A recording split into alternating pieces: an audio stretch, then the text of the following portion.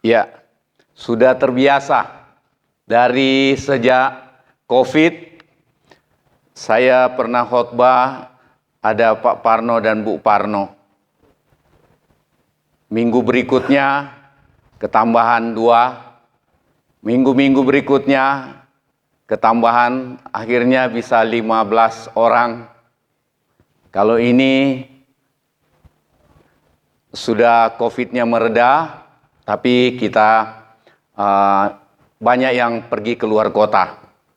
Jadi tahun inilah, akhir tahun ini saya berharap kami izin bisa selesai Natal, perayaan Natal kita, kami izin untuk kunjungi keluarga.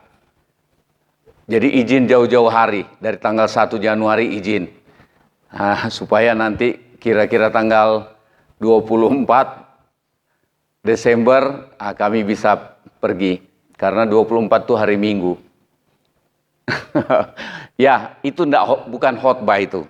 Nah, pagi hari ini kita menghadapi tahun 2023 ini, berarti kita hari ini kita kembali diingatkan kita menghadapi hari-hari yang kita tidak tahu. Hari-hari yang kita tidak tahu.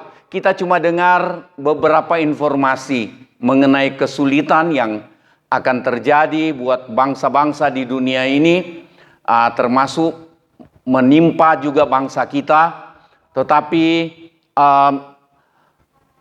Tuhan tidak pernah lepas, atau Tuhan tidak pernah kehilangan kontrol. Tuhan tidak pernah kehilangan kendali.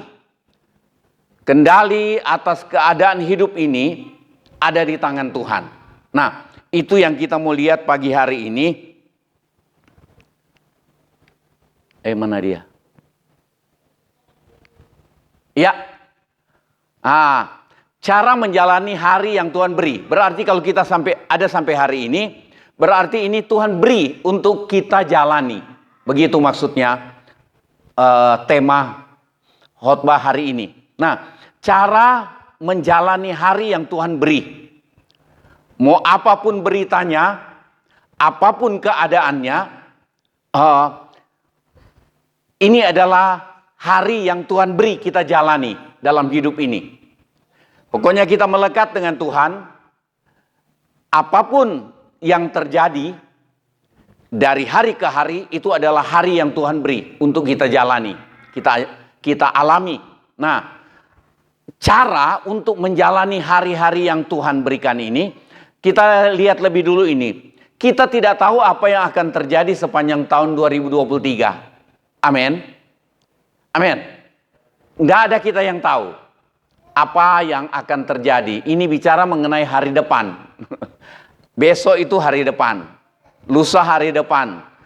Desember tahun depan, kalau masih hidup, saya masih hidup, itu izinnya terjadi. Kalau enggak, sudah enggak berlaku lagi itu izin. Nah, tiap saat kita harus membuat keputusan menjalani hidup ini. Itu sebabnya kita mau belajar mengenai cara untuk menjalani hari. Karena tiap saat kita membuat keputusan. Hari ini pun, saudara dan saya, kita membuat keputusan untuk datang beribadah. Ada yang membuat keputusan lakukan perjalanan. Ada yang membuat keputusan tinggal di rumah saja. Ada yang membuat keputusan untuk bikin dosa di tahun baru ini, mau mabuk lah, mau apalah. Ada yang bikin keputusan cari Tuhan sungguh-sungguh. Nah, kita rindu kita bikin keputusan yang cocok dengan maunya Tuhan. Amin. Supaya kita jalani hari-hari mendatang ini bersama dengan Tuhan, dan kita alami pengharapan. Kita punya pengharapan menjalani hari-hari ke depan ini apapun yang terjadi. Itu maksudnya. Nah, tiap saat kita harus membuat keputusan menjalani hidup. Keputusan kita tiap keputusan kita itu mempunyai akibat atau mendatangkan satu akibat atau mendatangkan banyak akibat dalam hidup kita. Kita bikin keputusan untuk beribadah, dekatkan diri dengan Tuhan. Kita bikin keputusan untuk bertekad, mau baca firman, mau berdoa, mau merenung firman, mau bertekad untuk dekatkan diri dengan Tuhan, atau kita jalani, kita bikin keputusan, terserah saya mengalir saja. Kalau lagi seneng, saya ibadah. Kalau lagi seneng, saya berdoa. Kalau lagi seneng dan senep. Kalau lagi ndak mood, sudah ndak ibadah, ndak berdoa, ndak menyanyi, ndak memuji Tuhan. Kita bikin keputusan. Nah, tiap keputusan kita punya akibat. Punya akibat. Akibatnya macam-macam. Nah, kita berharap, kita berjuang supaya tiap keputusan kita adalah keputusan yang benar, keputusan yang sesuai dengan firman, sehingga kita alami akibat yang Tuhan sediakan. Kalau akibat yang Tuhan sediakan pasti terbaik. Amin. Nah, cara menjalani hidup yang Tuhan beri itu kita tidak dapat mengandalkan kekuatan kita. Kekuatan kita itu bisa berupa harta, kesehatan, kemampuan, jabatan, pangkat, macam-macam. Macam-macam yang bisa jadi kekuatan manusia. Tetapi sungguh-sungguh itu tidak dapat diandalkan. Ada orang yang uangnya rasanya kadang-kadang dia sudah tidak tahu hitung berapa. Tapi ketika dia sakit, ternyata uang tidak mampu menolong. Ada pernah kita lihat diviralkan di media sosial, dia hambur uangnya, dia buang uangnya di rumah sakit. Karena ketika dokter bilang kami sudah tidak dapat berbuat apa-apa. Dia bilang percuma saya kejar cari uang sebanyak-banyaknya, dan ini uang saya tawarkan berapa banyak pun ke dokter, ke rumah sakit. Tetap mereka bilang kami tidak dapat berbuat apa-apa lagi. Uang terbatas, kekuasaan terbatas, kesehatan kita pun terbatas. Kesehatan kita pun terbatas, kemampuan apapun yang kita punya, kita miliki terbatas. Cuma Tuhan yang tidak terbatas. Amin. Nah, apa yang kita buat, cara kita menjalani hidup yang Tuhan berikan, hari-hari yang Tuhan berikan, hari depan. Yang pertama, baca sama-sama 1, 2, 3. Berusaha tetap dalam kehendak Tuhan.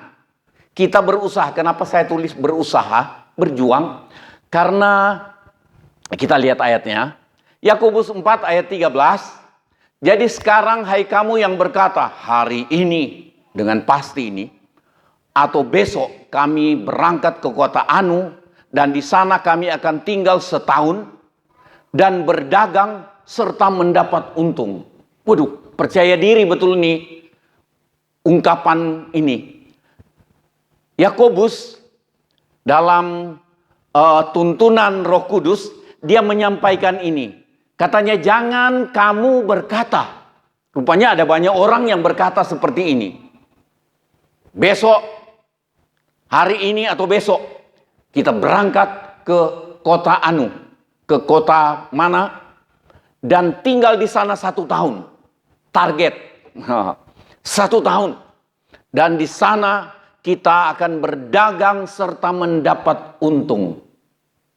1 tahun. Luar biasa ini orang ini. Nah, Yakobus bilang jangan, katanya kita berbuat itu. Kita lihat nanti apa maksudnya. Ayat 14, sedang kamu tidak tahu apa yang akan terjadi besok. Berkali-kali saya katakan, kita tidak tahu apa yang terjadi setelah detik kita duduk ini. Ada orang yang meninggal sementara ada di dalam gereja, sementara duduk. Ada yang meninggal waktu duduk nonton bioskop. Ada yang meninggal waktu duduk nonton televisi, makan kacang di rumah. Kita tidak tahu apa yang mau terjadi satu detik di depan kita sekarang. Kita tidak tahu apa yang terjadi nanti sore, nanti besok. Kita tidak tahu. Jadi, kamu tidak tahu apa yang akan terjadi. Kita tidak tahu juga keadaan krisis yang tiba-tiba dapat terjadi. Bencana yang tiba-tiba terjadi. Jadi, apakah arti hidupmu? Hidupmu itu sama seperti uap yang sebentar saja kelihatan, lalu lenyap. Ini agak ekstrim, ini Yakobus. Dia sampaikan, hidup kita ini seperti uap. Cuma seperti uap. Kalau kita lihat uap, entah itu uap air yang berubah jadi awan, atau kita lihat uap yang kalau kita masak air, begitu air mendidih kita lihat ada uapnya. Atau ketika kita pesan minuman panas, entah teh panas, kopi panas, kita lihat ada uap. Uap itu sebentar kita lihat hilang. Rupanya hidup ini seperti itu. Yakobus gambarkan hidup ini seperti uap. Sebentar kelihatan, hilang, lenyap. Nah, kalau kita tahu hidup kita ini tidak bisa kita jamin untuk hidup sampai besok pagi, ini mendorong kita untuk terus mempunyai penyerahan diri kepada Tuhan. Kita lihat ini ayat 15. Baca sama-sama ayat 15. Bagaimana katanya kita harus berkata? Sebenarnya kamu harus berkata, bagaimana? Jika Tuhan menghendakinya, kami akan hidup dan berbuat ini dan itu. Saya taruh dalam tanda kurung, itu sama dengan kita mengandalkan Tuhan. Amin. Harusnya kamu berkata, jika Tuhan menghendakinya, kami akan hidup dan berbuat ini dan itu. Dalam terjemahan lama yang agak lama lagi, lebih lama lagi, di sana ada kata insya Allah. Dulu pakai terjemahan seperti itu. Kalau ada orang bilang jangan pakai bahasa begitu, itu sudah ada dulu. Alkitab sudah pakai itu dulu. Tidak ada orang yang menguasai, tidak boleh kita pakai bahasa Manado. Jangan Bapak Aris tidak boleh pakai bahasa Manado, itu punyaku, punya saya. Tidak ada. Bahasa di dunia ini adalah bisa digunakan oleh semua orang. Tidak boleh dikomplain oleh satu kelompok, tidak boleh pakai. Nah, kita mau pakai bahasa di dunia ini, Alkitab sudah diterjemahkan dalam segala bahasa di dunia ini. Nah, itu bukan itu firman Tuhan pagi ini. Tapi kita lihat, sebenarnya kamu harus berkata, jika Tuhan menghendakinya, kami akan hidup dan berbuat ini dan itu. Jadi, kita mau berusaha untuk tetap ada dalam kehendak Tuhan. Itu sebabnya kalau saudara dan saya bikin keputusan apapun, keputusan untuk melangkah dalam satu usaha, keputusan untuk pekerjaan, keputusan apapun dalam hidup ini, apalagi keputusan mau menikah, memang berusaha kita untuk ada di dalam kehendak Tuhan. Tuhan tidak pelit dengan tanda. Tuhan tidak pelit dengan tanda. Saya sudah buktikan Tuhan tidak pelit dengan tanda. Kalau kita rasa bingung ya, bagaimana saya cari tahu kalau ini kehendak Tuhan atau bukan? Tuhan tidak pelit dengan tanda. Kita minta tanda, Tuhan kasih. Tapi kalau jelas Tuhan taruh di hati, tidak usah minta tanda. Saya dapat ceritakan dengan singkat dan juga bisa dengan panjang lebar ketika saya bikin keputusan untuk pergi ke sekolah Alkitab yang saya tidak kenal, tidak pernah saya kenal itu sekolah Alkitab yang ada di Batu itu. Ketika saya bikin keputusan, kemudian saya bilang, Tuhan, kalau ini yang Engkau kehendaki, beri tanda. Saya mikir-mikir, saya mau minta tanda apa ya? Saya pernah baca di dalam Alkitab, Gideon minta tanda. Tuhan, kalau Engkau suruh saya yang berjuang untuk mendatangkan kemenangan bagi orang Israel, biar kiranya ada kulit domba atau kulit apa, saya taruh. Yang sekitarnya kering, cuma kulit itu yang basah. Tuhan kasih tanda begitu, terjadi. Gideon masih ragu-ragu. Dia bilang, Tuhan, jangan marah. Saya mau minta tanda yang berikutnya. Di sekitar itu basah, cuma kulit itu yang kering. Waduh, dibolak-balik. Tuhan baik. Tuhan baik. Kemudian, tapi kalau saudara mau kasih kolekte, jangan tanya Tuhan. Tuhan, 1.000 atau 100.000. Enggak akan ada jawaban. Saya baru-baru, saya belok sedikit. Kemarin pagi kemarin pagi, tiba-tiba ada sesuatu muncul di pikiran saya. Saya tulis agak nakal di Facebook. Kalau saudara cari di Facebook saya, nah, saya tulis begini.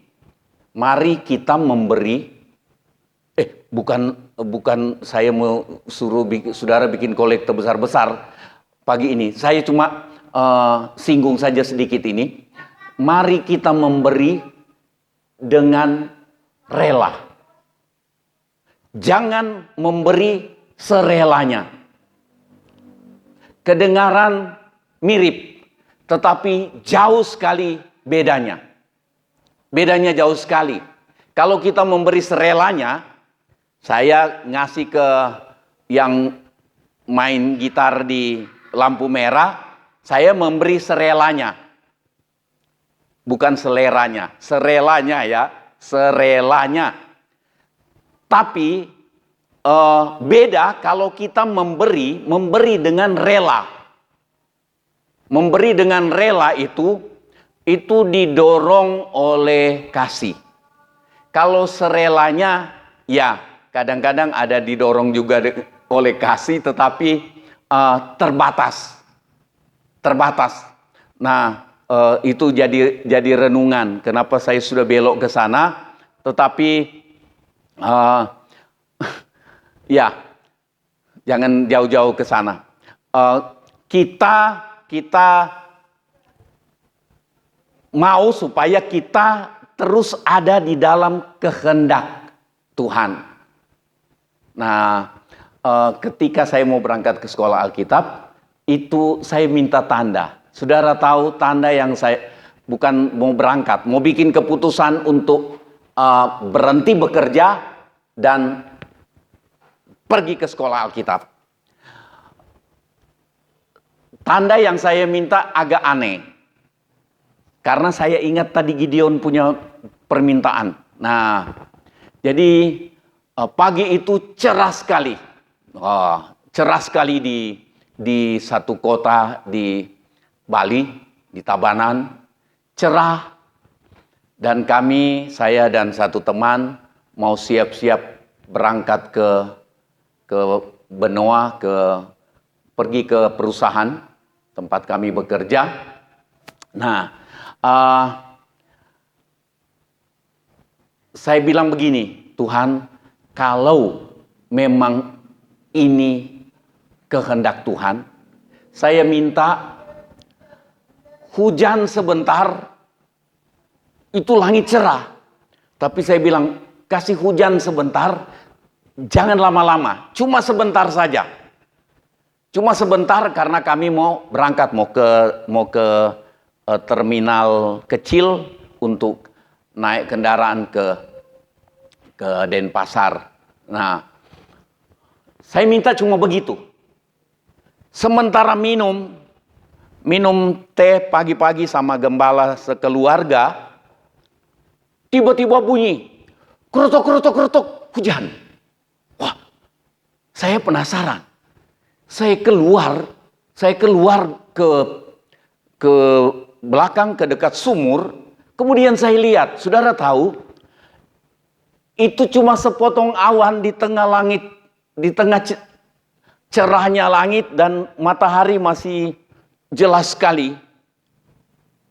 Karena cerah, cuma sepotong awan di atas itu dan kelihatan tuh air hujan yang jatuh, cuma jatuh ke gereja dan sekitarnya sedikit. Saya melotot, saya melongo, bilang, apa kebetulan? Tapi ini sulit untuk kebetulan. Jadi heran ya, Tuhan menjawab. Jadi kembali lagi, kita berusaha untuk tetap ada dalam kehendak Tuhan. Dalam kita membuat keputusan apapun. Keputusan apapun. Maksud saya bukan jadi ekstrim.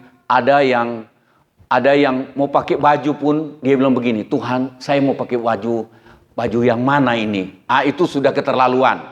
Tuhan berikan kita hikmat. Ada hal yang kita putuskan, Tuhan enggak perlu lagi tanya Tuhan. Saya mungkin berani katakan seperti itu. Karena Tuhan mau bikin kita jadi dewasa untuk berpikir.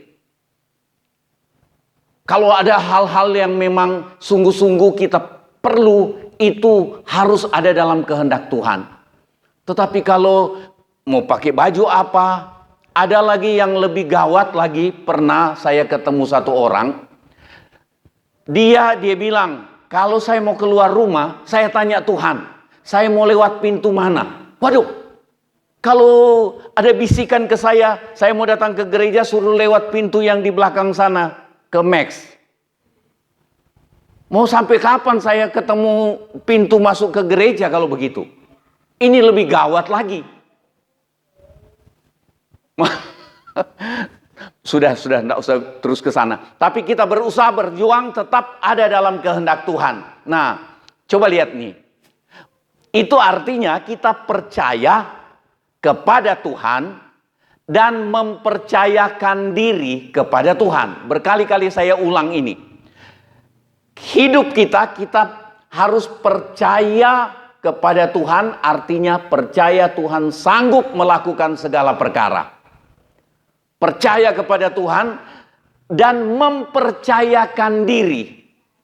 Persoalan yang kita hadapi, pekerjaan yang kita hadapi, kita percayakan diri. Penyakit yang kita hadapi, kesulitan yang kita hadapi, kita percayakan kepada Tuhan. Itu namanya mempercayakan diri kepada Tuhan. Percaya kepada Tuhan, kita percaya Tuhan sanggup menolong. Kalaupun tidak ditolong, kita sudah percayakan diri kita, ya sudah, itu maksudnya. Kemudian kita lihat, percaya bahwa dalam penyerahan diri kepada Tuhan, apapun yang terjadi adalah kebaikan untuk kita. Amin. Dengan begitu kita tidak mengeluh. Kita tidak mengeluh. Kita tahu, kita kan nyanyi toh, semua baik. Semua baik, apa yang telah kau perbuat di dalam hidupku, semua baik, sungguh teramat baik, kau jadikan hidupku berarti. Saudara, tidak ada sesuatu yang terjadi dalam hidup kita, kecuali kita sudah hidup dalam dosa, masa bodoh, tapi tidak ada sesuatu yang terjadi dalam hidup kita tanpa seizin Tuhan. Dan kadang-kadang atau banyak kali itu memang itu yang Tuhan mau untuk kebaikan kita. Nah, terus Mazmur 84 ayat 13. Kita baca sama-sama ayat ini. Serukan dengan kuat. 1, 2, 3. Ya Tuhan semesta alam, berbahagialah manusia yang percaya kepadamu. Baca ulang ayat ini, manusia itu bilang saya. Ya Tuhan semesta alam, berbahagialah saya yang percaya kepadamu. Percaya kepada Tuhan yang dua hal tadi.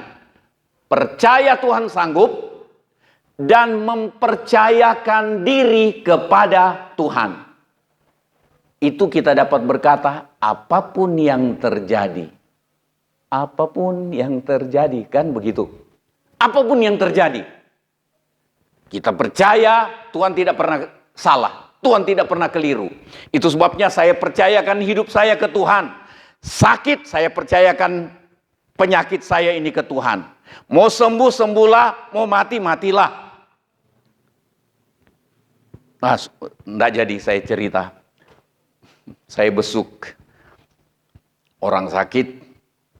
Kalau dulu dia takut kalau saya mau berdoa-doa yang sakti itu. Kali ini dia berani. Dia bilang, doakan, serahkan saya. Oh, saya bilang, oh sudah Tuhan bilang, kalau sudah mau Tuhan panggil, kalau memang sudah jelas Tuhan mau panggil, saya doa untuk serahkan.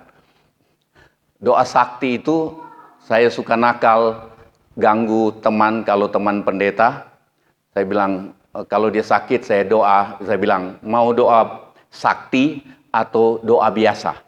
Kalau doa biasa agak panjang lebar. Kalau doa sakti singkat, padat, tetapi sakti. Dia bilang, oh doa sakti itu yang bagaimana? Oh doa sakti itu begini. Tuhan, kalau nama ini sudah ada dosa, ingatkan dia dan dia minta ampun. Terus kedua Tuhan, kalau mau sembuh, sembuhlah. Yang ketiga, kalau mau mati, matilah. Dia bilang, oh jangan itu dulu.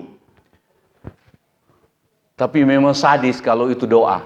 Tapi sebenarnya memang begitu. Kalau Tuhan izinkan sakit, saudara datang doa ke saya, doa yang sakti itu saja. Buat apa doa panjang lebar? Doakan sakti. Kalau pendeta kami ini sudah ada dosa, Tuhan ingatkan dan dia minta ampun. Supaya dia selamat. Nomor 2 Tuhan, kalau Tuhan mau sembuhkan, kalau dia mau hidup, hiduplah. Nomor 3, kalau mau mati, matilah. Enggak, saya enggak akan tersinggung. Daripada doa panjang lebar, muter-muter, kita sudah enggak tahu mau amin di mana. Ya Tuhan semesta alam, berbahagialah orang yang berbahagialah manusia, berbahagialah saya yang percaya kepadamu. Kita percaya Tuhan tidak pernah salah. Wah, ada nyanyian dari satu daerah. Yesus tidak pernah salah. Ya, Yesus tidak pernah salah. Apa yang dia buat baik buat saya. Yesus tidak pernah salah. Saya dengar lagu itu, apa lagu daerah saya atau lagu daerah lain. Tapi itu kata-katanya. Nah, yang kedua, cara menjalani hari besok. Hari yang Tuhan berikan kita jalani. Yang kedua ini, tulus, jujur, sukadamai. Ini ada ayatnya. Mazmur 37 ayat 37. Baca sama-sama. Perhatikanlah orang yang tulus dan lihatlah kepada orang yang jujur. Sebab pada orang yang suka damai, apa? Akan ada masa depan. Saudara mau saudara punya masa depan? Masa depan ada, artinya masa depan Tuhan jamin. Tuhan jamin hari besok. Tuhan jamin hari-hari selanjutnya menjalani 2023. Nah, ada masa depan, ada hari depan. 3 hal yang saya saya lihat di dalam ayat 37 ini, Mazmur 37. Tulus, jujur, sukadamai. Tulus adalah sikap yang keluar dari hati yang bersih, tidak pura-pura. Itu kamus. Sikap yang keluar dari hati yang bersih, itu tulus, tidak pura-pura. Kalau saudara dan saya kita bekerja di manapun dan bekerja dengan siapapun, yang harus tulus. Ibadah pun tulus, amin. Terlibat dalam pelayanan pun tulus. Apapun yang kita buat, Tuhan mau tulus. Kalau kita ada ketulusan, maka itu kita ada jaminan punya hari depan. Ada masa depan. Tulus, sikap yang keluar dari hati yang bersih, tidak pura-pura. Tidak pura-pura. Jadi ngomong dan hati sama. Jujur, tidak berdusta, tidak curang. Jadi kita mau bertekad supaya kita jalani hari 2023 mulai dari sekarang, kita mau tulus dan jujur. Tidak berdusta, tidak curang, itu jujur. Kemudian suka damai, apa? Baca sama-sama. Suka damai itu apa? Tidak suka bertengkar. Bukan tidak pernah bertengkar, mungkin pernah bertengkar, tetapi bukan suka. Biasanya orang yang tidak suka bertengkar itu begini, habis bertengkar dia bilang, aduh, kok saya tergoda lagi bertengkar. Itu orang yang tidak suka bertengkar. Tapi sekali-sekali kecolongan, kan begitu. Dan kita semua di dalam rumah tangga pun kadang-kadang kita kecolongan, kan. Ibu Gembala suka bilang, kadang-kadang pertengkaran itu terjadi bukan salah kata, tapi salah nada. Misalnya panggil, misalnya Bapak Haris jadi sasaran ya. Bapak Haris panggil, "Mi, makan." Maksudnya supaya cepat karena dia sudah lapar. Yang satu dengar, Ibu Lina dengar. Manggilnya kok kayak gitu? Nada. Kalau "Mi, makan." Beda. "Mi, makan." Jadi nada pun menentukan. Do, mi, sol. Do, mi, sol. Beda. Ya, kira-kira seperti itu. Ini bukan pelajaran kesenian, tetapi nada. Apalagi kata. Oh, sudah sungguh-sungguh. Orang yang suka damai, dia tidak suka bertengkar. Saya taruh dalam tanda kurung, dia sabar dan lembut. Kita berjuang.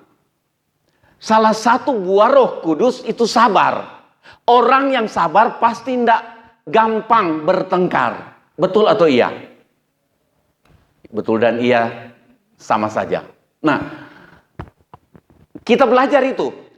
Buah Roh Kudus, salah satu buah Roh Kudus itu sabar. Salah satu ekspresi dari kasih itu sabar. Lemah lembut. Kasih itu lemah lembut, ya kan? Sabar, sederhana. Tapi kita banyak kali kita lupa ini. Padahal ini bikin kita punya hari depan. Jadi mulai hari ini bertekad, Tuhan, saya mau tulus, jujur, suka damai. Amin. Supaya ada hari depan. Yang hari depan tuh yang jamin Tuhan.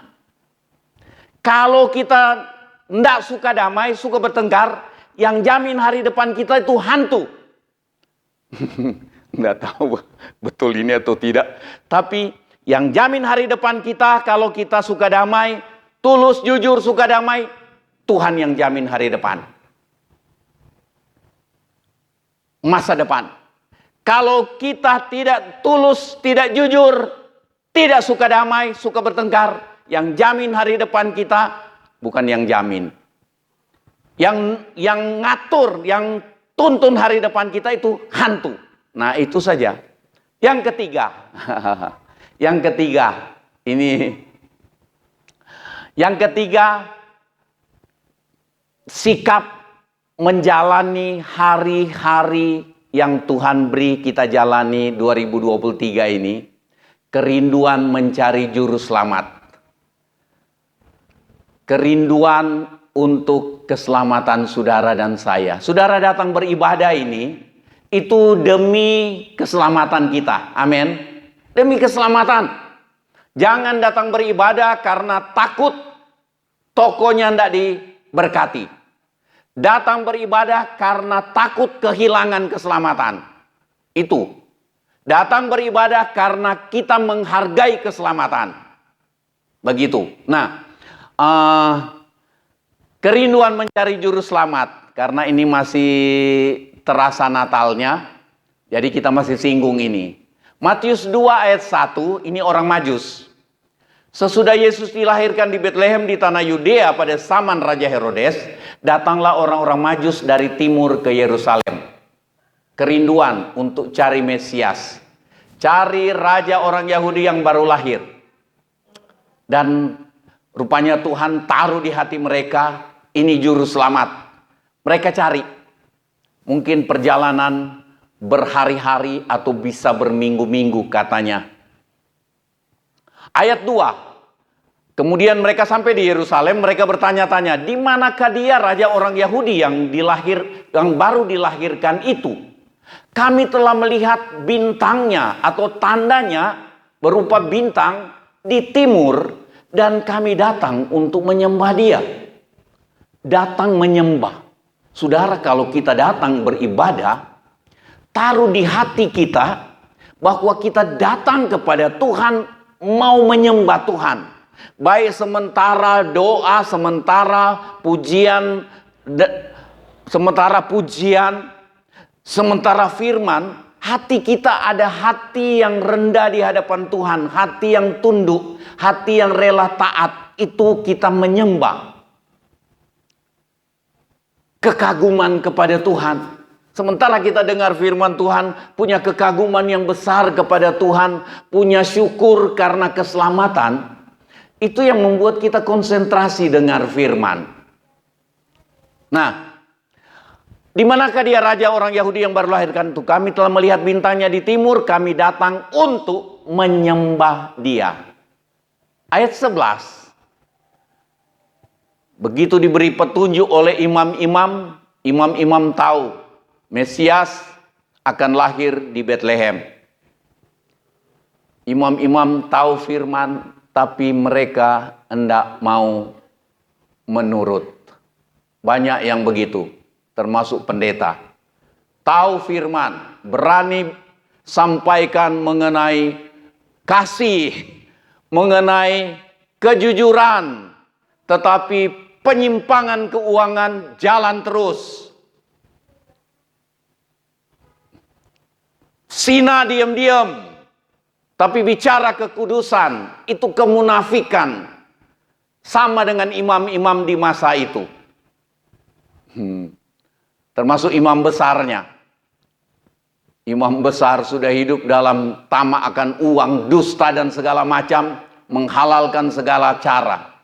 Itu saudara ingat ketika Tuhan Yesus bangkit, imam besar yang putuskan. Suruh tentara berdusta. Suruh orang berdusta. Supaya kebenaran tidak diberitakan secara benar.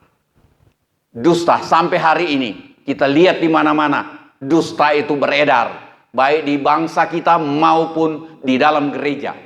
Nah, mereka masuk ke rumah itu dan melihat anak itu bersama Maria ibunya. Lalu sujud menyembah dia. Kerinduan untuk mencari juru selamat. Mereka sujud menyembah. Orang yang rindu cari Tuhan, Orang yang rindu mendekatkan diri dengan Tuhan, terlihat dari sikap hidupnya, gampang dia memuji, gampang dia menyembah. Jadi di dalam pujian dan penyembahan, di dalam pemberitaan firman pun, di dalam doa, dia terlihat. Dan saudara bisa rasa itu. Apakah saya seperti itu atau bukan? Atau saya kering-kering saja ketika berdoa, kering-kering saja ketika menyembah, ketika memuji. Mereka sujud menyembah dia. Kemudian mereka pun membuka tempat harta bendanya dan mempersembahkan persembahan kepadanya, yaitu emas, kemenyan, dan mur. Nah, mungkin saya singgung ulang yang tadi. Orang Majus ini memberi dengan rela, bukan memberi serelanya. Mereka memberi emas, kemenyan, dan mur. Ada yang pernah mengulas, mereka beri ini itu banyak. Rupanya Tuhan pakai orang Majus ini karena tidak lama kemudian ketika orang Majus ini datang, maka Herodes suruh cari itu anak-anak. Sampai Herodes bilang anak-anak yang umur 2 tahun ke bawah. Dia perkirakan Tuhan Yesus di umur segitu. Bunuh semua, pergi ke Bethlehem, itu tentara-tentara. Pergi ke Bethlehem, bunuh semua anak yang umur 2 tahun ke bawah. Sadis.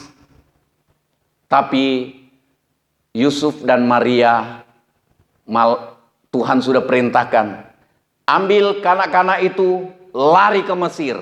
Waktu mereka lari ke Mesir, mereka pakai persembahan yang dibawa oleh orang Majus. Emas, kemenyan, dan mur mungkin mereka jual untuk dipakai selama pelarian atau mulai dari perjalanan dari Bethlehem ke Mesir, dan selama tinggal di Mesir mereka tidak kekurangan. Tuhan pelihara dengan cara yang heran. Tuhan pelihara dengan cara yang heran. Maria dan Yusuf tidak keluarkan proposal, kirim ke YouTube, kirim ke Facebook, kirim ke WA. Bantulah kami melahirkan Mesias, bantulah, dan segala macam itu. Itu sebabnya saya berkali-kali bilang kalau kami kekurangan, sudah tidak ada beras, jangan suruh kami untuk telepon saudara. Sudah tidak ada beras Bu Parno, atau Bapak Licuan, kita sudah tidak ada beras. Itu tidak. Maria dan Yusuf berikan contoh itu. Dan kami diajar di sekolah Alkitab juga menaruh harap kepada Tuhan. Bukan gengsi. Bukan gengsi. Ada hal yang saya minta ke saudara, tetapi untuk soal makan itu saya rindu supaya Tuhan tunjukkan pemeliharaannya buat kami, dan sampai hari ini kami dipelihara oleh Tuhan melalui saudara, melalui perhatian dari jemaat, mempersembahkan persembahan kepadanya, yaitu emas, kemenyan, dan mur. Nah, ayat 12 pasal 2 Injil Matius, dan karena diperingatkan dalam mimpi supaya jangan kembali kepada Herodes, maka pulanglah mereka ke negerinya melalui jalan lain. Saya tulis begini dalam kurung, Tuhan tunjukkan jalan keluar. Saudara, kalau kita suka mencari Tuhan, suka mendekatkan diri kepada Tuhan, kalau kita menghargai keselamatan yang kita dapat di dalam Tuhan Yesus Kristus, maka menjalani tahun yang Tuhan berikan, menjalani tahun 2023 dalam kesulitan, bisa terancam. Ada Herodes yang licik, bicara manis, tetapi hatinya jahat, dan itu ada di mana-mana. Termasuk bisa jadi rekan bisnis saudara. Tapi Tuhan akan tunjuk jalan keluar. Firman Tuhan katakan orang Majus Tuhan ingatkan untuk jangan kembali ke Yerusalem, ke Herodes. Mereka ambil jalan lain untuk pulang. Tuhan tunjukkan jalan keluar yang kita tidak duga ketika menghadapi keadaan yang sulit di tahun 2023. Pastikan kita hidup sesuai dengan kehendak Tuhan. Cara menjalani hari yang Tuhan berikan kepada kita, yang pertama, berusaha tetap dalam kehendak Tuhan. Percaya dan mempercayakan hidup kepada Tuhan. Yang kedua, tulus, jujur, sukadamai. Amin. Hidup takut akan Tuhan. Jadi kita hidup takut akan Tuhan, percaya kepada Tuhan, kemudian tulus, jujur, sukadamai. Itu artinya kita takut akan Tuhan. Kita ingin turuti perintah Tuhan. Maka ada masa depan, ada jaminan hari depan dari Tuhan. Kemudian yang ketiga, cara menjalani hari yang Tuhan beri, kerinduan mencari juru selamat, menghargai keselamatan yang kita sudah terima dari Tuhan. Menghargai keselamatan, maka Tuhan akan tunjuk jalan. Ada satu ayat yang saya ingat, tiba-tiba saya ingat, siapakah orang yang takut akan Tuhan? Kepadanya Tuhan menunjukkan jalan yang harus dia pilih. Ini luar biasa. Tuhan memberkati. Kita sama-sama berdiri.